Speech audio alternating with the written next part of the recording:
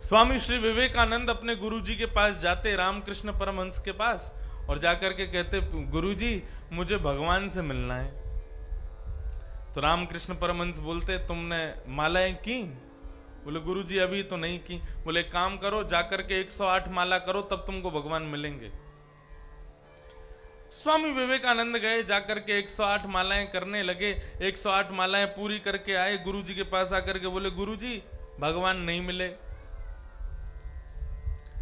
बोले एक काम करो, 108 माला फिर से करो, तब भगवान मिलेंगे। स्वामी विवेकानंद फिर से गए, फिर से जाके 108 मालाएं की, अब भी भगवान नहीं मिले। दौड़े दौड़े आए, बोले गुरुजी भगवान तो अभी भी नहीं मिले। गुरुजी बोले 108 माला और करो। तीसरी बार स्वामी विवेकानंद फिर गए, फिर से जाके 108 मालाएं की, माला करके आए और बोले गुरुजी भगवान मिल ही नहीं रहे। क्यों नहीं मिल रहे, मुझे बताओ ना। गुरुजी को आया गुस्सा, अपने आसन से उठे और उठ करके स्वामी विवेकानंद का हाथ पकड़ के ले गए। बोले रुक, तेरे को मिलवाता हूं भगवान से।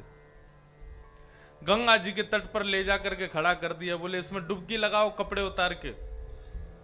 बोले मुझे भगवान मिल जाएंगे? बोले मिलेंगे, पहले डुबकी लगाओ।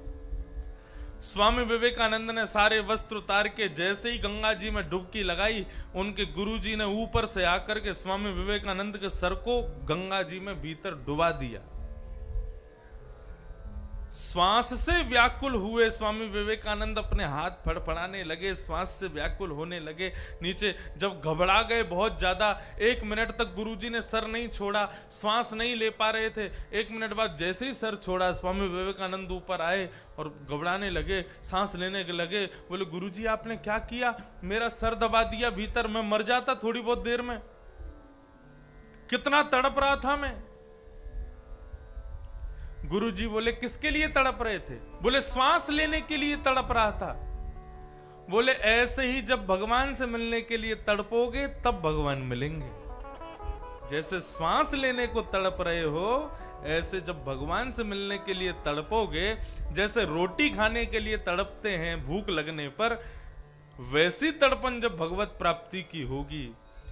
श्वास लेने की तड़पन, रोटी खाने की तड़पन, संसार के भौतिक वस्तुओं को प्राप्त करने की जो तड़पन है, वो तड़पन संसार के लिए खत्म होकर के जब भगवत प्राप्ति के लिए प्रारंभ हो जाए, तब भगवान मिलेंगे।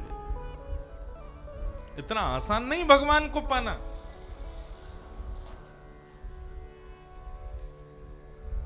ये परम धर्म है। भगवत प्राप्ति के लिए कुछ प्रयोजन हम करें, कुछ करें। हम लोग हाथ पे हाथ धर के बैठे हैं, सुबह से शाम तक केवल कर्म में व्यस्त रहते हैं, लेकिन भगवत प्राप्ति के लिए एक क्षण भी नहीं निकालते। कैसे मिलेंगे भगवान? इसलिए भैया कुछ ना कुछ प्रयोजन करो जिससे ठाकुर जी हमको मिलें। हमारा जीवन सफल तभी होगा, सार्थक तभी होगा जब ठाकुर जी हमें प्राप्त हो।